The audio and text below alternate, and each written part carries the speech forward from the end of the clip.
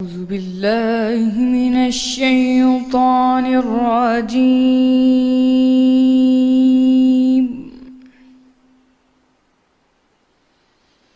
بسم الله الرحمن الرحيم.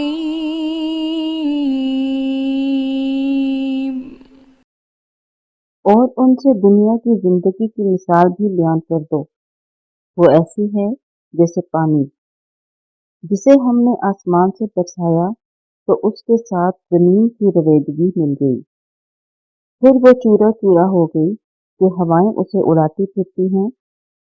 اور اللہ تو ہر چیز پر قدرت رکھتا ہے۔ مال اور بیٹے تو دنیا کی زندگی کی رونق اور زینت ہیں، اور نیکیاں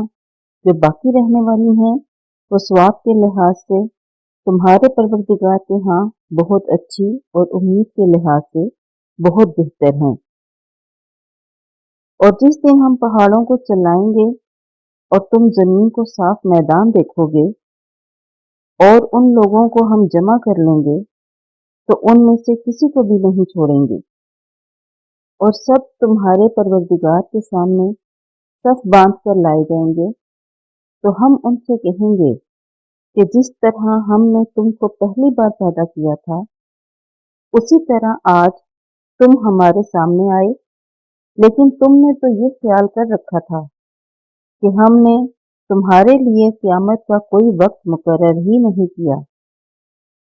اور عملوں کی کتاب کھول کر رکھی جائے گی تو تم گنہگاروں کو دیکھو گے کہ جو کچھ اس میں لکھا ہوگا اس سے ڈر رہے ہوں گے